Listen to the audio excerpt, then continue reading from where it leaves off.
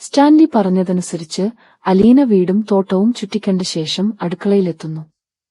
പൗലോസ് ഏട്ടൻ ഭക്ഷണം ഉണ്ടാക്കുന്നത് കണ്ട് അലീന സഹായത്തിനെത്തുന്നുണ്ടെങ്കിലും ഈ അടുക്കളയിൽ ആരും കയറാറില്ലെന്നും വേണ്ടത് ഓർഡർ ചെയ്താൽ എത്തിച്ചുതരുമെന്നും പൗലോസ് പറയുന്നു. ഇതുകേട്ട് സ്റ്റാൻലി ഒരു ഭീകര ജീവിയാണോ എന്ന് അലീന ഭയക്കുന്നു. അലീന സ്റ്റാൻലിയുടെ റൂമിൽ ചെല്ലുമ്പോൾ അദ്ദേഹം മദ്യപിക്കുന്നത് കണ്ട് പേടിച്ച് തിരിച്ചു പോരുന്നു. സ്റ്റാൻലി പുറകെ എത്തി ചായയോ കാപ്പിയോ അല്ല, ഇതാണ് തനിക്ക് പ്രധാനമെന്നും പറഞ്ഞ് വീട് ഇഷ്ടപ്പെട്ടോ എന്ന് ചോദിക്കുന്നു. തുടർന്ന് ഭക്ഷണം കഴിക്കാൻ ക്ഷണിക്കുമ്പോൾ എനിക്ക് വിശപ്പില്ലെന്ന് അലീന പറയുമ്പോഴും ഒന്നിച്ചിരുന്നു കഴിക്കാമെന്ന് സ്റ്റാൻലി നിർബന്ധിക്കുന്നു. കഴിക്കുന്നതിനിടെ അലീനയുടെ കയ്യിൽ നിന്ന് ഒരു കഷ്ണം ഇറച്ചി താഴെ വീഴുകയും അതവൾ എടുത്തു കഴിക്കുകയും ചെയ്യുന്നു. താഴെ വീണത് കഴിക്കേണ്ടതില്ലെന്ന് സ്റ്റാൻലി പറയുമ്പോൾ താൻ അനാഥാലയത്തിൽ ഭക്ഷണത്തിന് കഷ്ടപ്പെട്ടിരുന്നതിനാലാണ് ഭക്ഷണം വേസ്റ്റ് ആക്കാത്തതെന്ന് അലീന മറുപടി നൽകുന്നു. അലീനയുടെ മറുപടി കേട്ട് സ്റ്റാൻലിയുടെ മനസ്സ് അലിയുന്നു.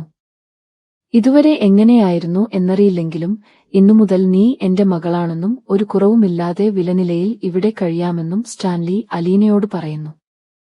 അലീനയോട് ബാലചന്ദ്രൻ ഫോണിൽ വിളിച്ച് പുതിയ സാഹചര്യവുമായി പൊരുത്തപ്പെടാൻ സാധിക്കുന്നുണ്ടോ എന്ന് അന്വേഷിക്കുമ്പോൾ ഇതിലും വലിയ കഷ്ടപ്പാടുകൾ സഹിച്ചുവന്ന എനിക്ക് ഇതൊന്നും വലിയ കാര്യമല്ലെന്ന് അലീന മറുപടി നൽകുന്നു. ബാലചന്ദ്രൻ അലീനയെ ആശ്വസിപ്പിക്കുന്നതോടെ പ്രൊമോ അവസാനിക്കുന്നു.